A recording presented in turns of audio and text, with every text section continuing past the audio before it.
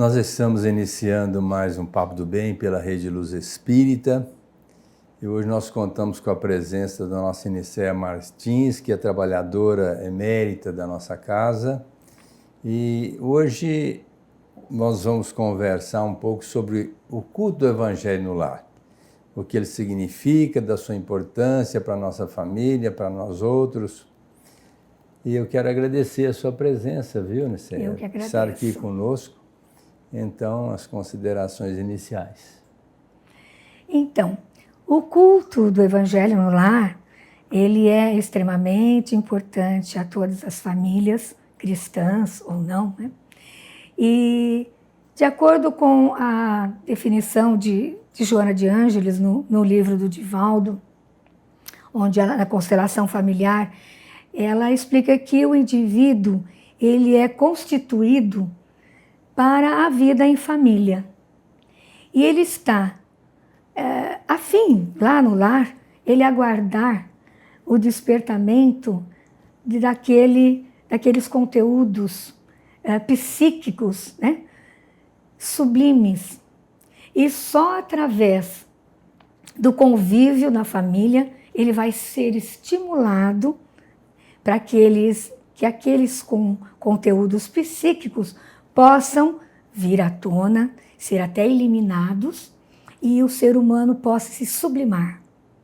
Então, diante dessa frase de Joana de Ângeles, a gente fica assim, muito embevecida do que ela nos traz, desses conteúdos, né?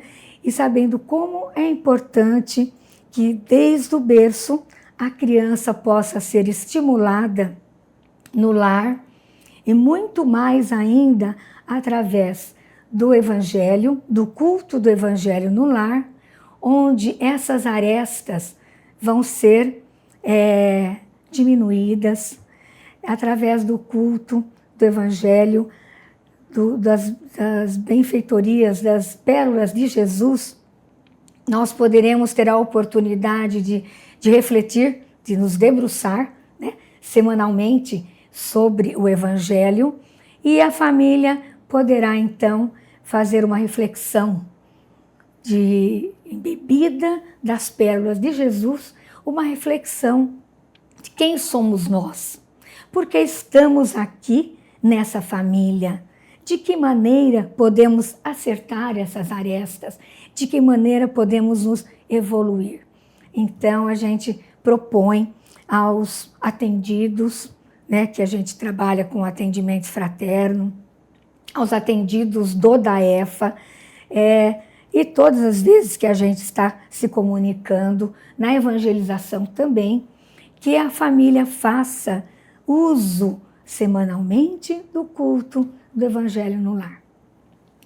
Então, Nicéia, nós sabemos que o Cristo deixou muito claro: conhecereis a verdade e ela vos fará livres. Eu sou a verdade, ninguém vai ao Pai a não ser por mim. Então, a proposta nossa é conhecer Jesus. Mas conhecer não basta, porque eu acredito que, em tese, todo mundo conhece Jesus. Ele marcou época na nossa trajetória aqui na Terra, dividindo a humanidade antes dele e depois dele, essa história. Agora, viver Jesus é um passo muito mais dilatado e demanda muito tempo, demanda muito estudo, muita conscientização, muito exercício. E a criança, ela já tem que ser evangelizada desde o ventre materno. Exatamente. Na primeira infância, principalmente até os 5 anos de idade. Então não podemos esquecer que a personalidade da pessoa se forma em 75% aos 5 anos de idade. Então, imaginemos como é importante essa evangelização. Extremamente. Não é? E se não é feita dentro de uma casa religiosa, podemos fazer dentro do nosso lar. Nosso lar. Fala um pouquinho dessa importância para nós, Nicéia. Irmã Sheila fala também, num livro do Chico, que nós nascemos, a nossa missão começa no lar. Começa no lar, e dentro desse templo doméstico que inicia a nossa vivência em família e a nossa aquela exercitamento do evangelho, da caridade. Então, é muito viável que as famílias elejam um dia na semana e a mesma hora para o culto do evangelho no lar. Muitas pessoas que a gente atende comentam assim, mas por que sempre o mesmo dia e a mesma hora? Acontece alguma coisa, Deus pune? Eu falei, nunca. É o mesmo dia e a mesma hora, porque a espiritualidade amiga vem à nossa casa nos amparar nesse estudo do Evangelho. Então, a família estando reunida, ela vai eleger, né, esse dia, um domingo, um sábado, o dia que todos estarão juntos, e a mesma hora, porque a espiritualidade vem à nossa casa fazer a intuição daquele estudo, nos ajudar na reflexão do Evangelho, para que a gente possa realmente interiorizar essas pérolas e depois, fora da casa, a gente possa viver os ensinamentos de Jesus. E a gente percebe que famílias que fazem isso, claro que sempre terão provas, nós sempre teremos provas durante a nossa vida, porque nós vivemos num planeta de prova e expiação. Porém, através da reflexão do Evangelho, nós temos a oportunidade de nos harmonizar, nós temos a oportunidade de nos fortalecer, desenvolver a caridade. E quando vier alguma tempestade, algum problema, nós estaremos fortalecidos pelos ensinamentos do Mestre e mais norteados para esses momentos que as trevas muitas vezes que penetram, né, em nós ou na nossa casa. Lembrando que um amigo fazendo o culto do Evangelho no lar, e ele e a esposa, só os dois, e ela ficou mediunizada pela sua mentora espiritual. E ele perguntou para ela, quantos espíritos estão aqui presentes no nosso culto? Ela disse assim, cerca de 300. Mas como? Nessa sala tão pequena? Bom, para nós espíritos não tem espaço, porque nós penetramos esse reduto físico para alargarmos e criarmos um ambiente propício para atender todas as pessoas que aqui estão. E ele ainda disse assim, mas como é que fica se eu estou lendo aqui, baixinho, eu e minha esposa, como é que eles vão escutar à distância? Ela disse para ele, nós instalamos na sua boca um microfone, de tal forma que quando você está lendo e comentando, todos nós estamos ouvindo. Então eu fico pensando, se num culto do Evangelho no lar, 2 pessoas apenas, porque os filhos já cresceram, já foram embora e os 2 estão sozinhos, por isso os filhos não estavam presentes. Tem 300 espíritos, evidentemente, para serem assistidos. Exatamente. Porque muitos vão com a proposta de assistir, de amparar a família e os demais circunstantes. Mas a grande maioria, penso eu, que foi lá para ser assistida. Então o culto do Evangelho no lar passa a ser um pronto-socorro. Exatamente. Por isso que é importante essa disciplina, porque sem ordem não tem progresso. Não tem. E para ter ordem precisa ter disciplina. Então, sempre no mesmo dia, na mesma hora, porque imagina chegar 300 espíritos e naquele momento o pessoal está brincando, está assistindo um programa ou foi para uma festa. E como é que fica, já que estava programado o culto naquele dia, naquela hora? É um compromisso sério, exatamente. E a gente sabe também que muitos antepassados nossos, avós ou tios, etc., nós temos notícia de que eles vêm ao nosso lar também para assistir o culto do Evangelho, para a aprendizagem daquela leitura, para aprender também. Como o senhor falou, é um pronto-socorro, né? Então, e nós sabemos também que toda a vizinhança é beneficiada por aquelas energias que estamos transmitindo também através da oração, da prece, de vibrações. Então, sabemos pela espiritualidade que num raio de vários quilômetros, todos os nossos vizinhos poderão ser beneficiados por aquela energia benfeitora que nós fazemos na hora do Evangelho no lar. Então veja como que o nosso lar, ele é um templo, né? Pode ser transformado num templo de luz, onde a gente faz vibrações para os necessitados, para pessoas que estão distantes, né? Eu tenho um filho que mora fora, no exterior, e a todo momento, todas as vezes que nós fazemos o Evangelho, sobretudo às terças-feiras, que foi ontem, nós emitimos a vibração para ele e para nossa filha também, que está longe.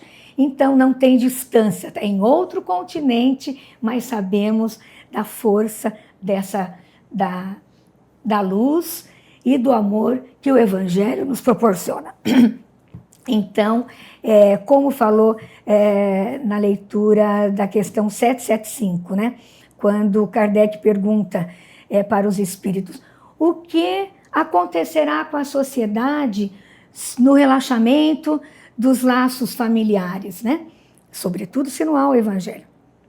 E os espíritos só respondem: o recrudescimento do egoísmo.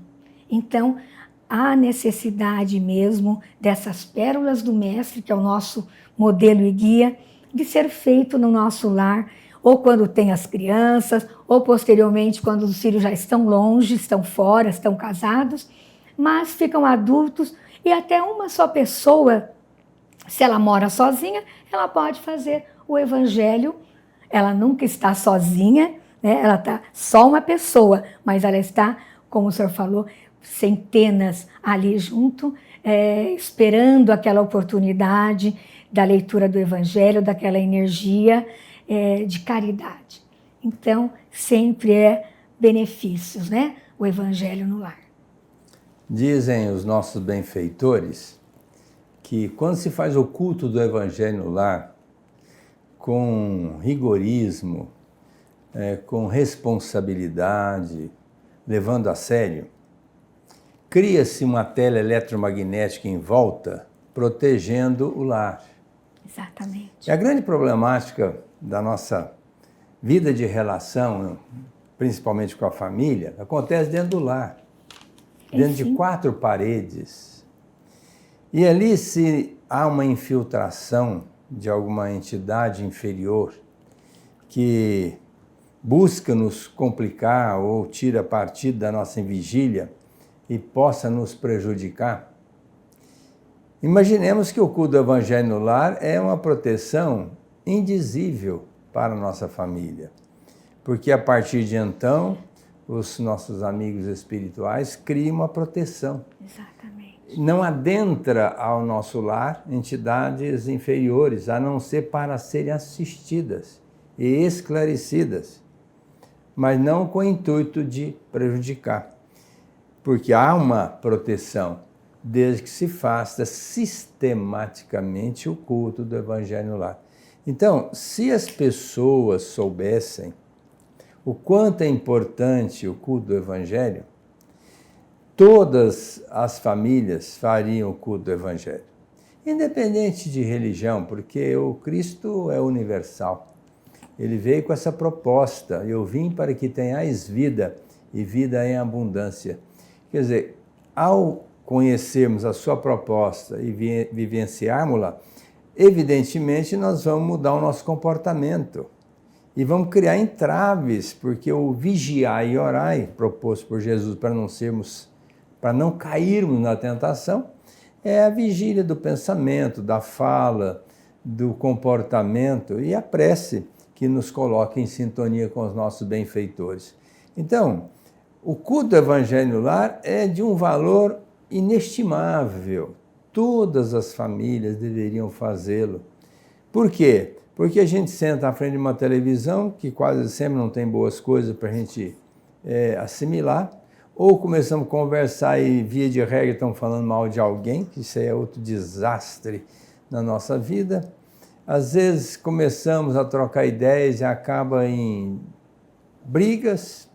Quer dizer, o lar é um reduto de aproximação, é o cadinho de, vamos dizer assim, de reparação dos nossos comportamentos. Então, quando se implanta o culto do Evangelho no lar, já significa eu quero aprender, eu estou preocupado em investir em mim, e então os ensinamentos são lindos, maravilhosos, porque além do Evangelho, segundo o Espiritismo, e quando é de outra religião é só buscar o Evangelho dos 4 evangelistas, Exato. E tantas outras obras que são importantes, principalmente dentro da doutrina, que devam também ser estudadas nesse momento, estas obras vão fazer com que nós mudemos verdadeiramente a nossa concepção de mente, porque às vezes cada livro lido uma ideia modificada. Se nós temos ainda alguns atavismos, alguns mitos, à medida que a gente vai estudando, os Espíritos vão nos esclarecendo, nós não vamos tendo mais dúvida.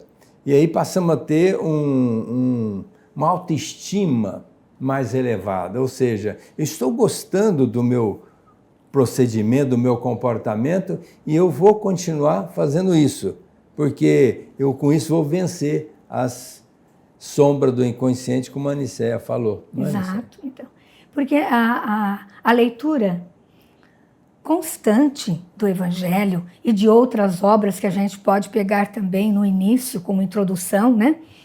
Pode pegar Emmanuel, etc.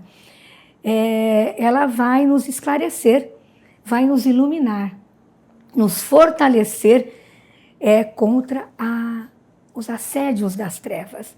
Então, se a gente fica numa vibração, eu sempre falo com o pessoal ali, se a gente fica numa vibração melhor, mais superior, então a gente se ilumina, dificilmente as trevas nos derrubam. É claro que nós teremos sempre tentações, fraquezas, mas a leitura constante, o estudo constante do culto do Evangelho e outras obras, etc., estará fazendo com que a nossa casa mental se amplia, o nosso entendimento se amplia.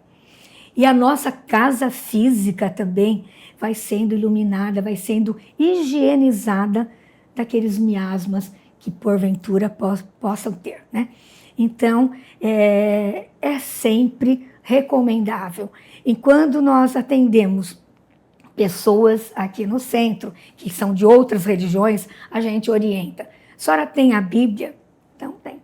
Pega no Novo Testamento, tem os 4 evangelhos. É a mesma coisa. Faça o evangelho com a sua Bíblia, né? Na leitura do evangelho, e sistematicamente coloca lá onde parou e na outra semana retoma, e vão fazendo uma reflexão sistemática, que você vai se fortalecendo. Então as doenças nos afligem sempre, mas estaremos como se fossem pílulas, como se fosse uma vacina que não nos desequilibra tanto na hora dos problemas que a vida nos atenta, né? Então, sempre é produtivo, e os benefícios do Evangelho no lar são muito bons. Então, a gente orienta sempre, a gente insiste com as pessoas. Então, mesmo aqueles que não são espíritas, né, doutor? Que pega a sua Bíblia, veja o Novo Testamento e faça a leitura sistematizada e uma reflexão, o que é muito favorável para o equilíbrio do lar, né? Lembrando só um roteirinho. Escolher o dia, via de regra, no começo da semana, porque final de semana é mais complicado, o pessoal faz festa, a família tem encontro, né? Às vezes viagem, então fica mais complicado para a gente fazer o culto do Evangelho. Mas o ideal é quando realmente todos da família estejam disponíveis. E quase sempre, numa segunda, numa terça ou até quarta-feira, não tem festa, geralmente o pessoal marca mais no final de semana, seria um dia ideal. Mas também não significa que a família não esteja reunida no domingo. Então vamos fazer no domingo. Ou no sábado, mas que seja naquele dia, naquela hora. Ao fazer o culto, vamos fazer uma prece de abertura, conclamando a presença do Cristo como nosso mestre, modelo e guia, para que ele esteja nos envolvendo. Uma prece singela. Vamos seguir um estudo, um programa, se é o Evangelho segundo o Espiritismo, vamos estudar do começo até o fim. Depois, quando terminar, começamos de novo. Se é um Evangelho colhido dentro do Novo Testamento, então vamos marcando ali também até o final. Depois voltamos para o início. Ao final da leitura, vamos passar em revista o que nós aprendemos. Então, sugerimos a alguém, o que você entendeu? Exato. Dê margem para que a pessoa converse, explane o seu entendimento. Aí passa para o outro, e aí, o que você pode contribuir? Com isso, nós vamos criando um clima de aproximação entre as pessoas, valorizando cada partícipe do culto do Evangelho no lar. E aí no final, uma prece de encerramento. Mas, logicamente, que não precisamos nos ater apenas ao Evangelho. Podemos escolher uma outra obra. Dentro da doutrina espírita, temos a Agenda Cristã, Sinal Verde, Respostas da Vida. Tem muitos livros dentro da doutrina que nós podemos eleger. Vamos estudar do começo até o fim também, agregando ao estudo do Evangelho. Um culto muito bom, mas muito bom, se faz em meia hora. Exato. Quer dizer, meia hora é o tempo da gente almoçar, é o tempo de tomar um café, é um tempo de fazer higiene matinal. E é uma vez por semana. Não é todo dia. Seria ideal que se fizesse todo dia. Mas, como a gente sabe que isso é quase que iminentemente impossível, mas pelo menos uma vez por semana, ter esse rigor, esse capricho, porque os benefícios são muito grandes. Muito grandes, nossa. E é interessante que nesse momento, que cada um dê a sua participação, não se critique nenhum, você fez isso ou fez aquilo, mas sempre uma reflexão, o que você faria diante dessa situação, né? Então, para que no Evangelho realmente seja um momento agradável, onde todos sintam-se muito bem e fazer uma reflexão firme, embasada nas pérolas de Jesus. Então, que seja um momento não de apontar erros de cada um, mas um momento de cada um, colher de cada um o que ele acha daquele texto de Jesus, dos ensinamentos que estão ali, né? Que é isso que realmente vai dar aquela confiança na família, que vai impulsioná-los a ter esse momento semanalmente e de maneira muito agradável, né, e amorosa. Lembrando que na família tem criança, não é? Isso. Tem cachorro, tem outros animais. A gente deve procurar, é tudo uma questão de bom senso. Se a criança não está tirando proveito, ali às vezes até atrapalhando, nada mais justo que alguém pegue a criança, vai passear com ela. Naquele momento a criança não está chorando, às vezes não está bem. Vamos tirar a criança, vamos fazer o culto sem a criança. Mas se a criança for partícipe e ela assimilar bem ali o contexto, nenhum problema que a criança esteja no culto.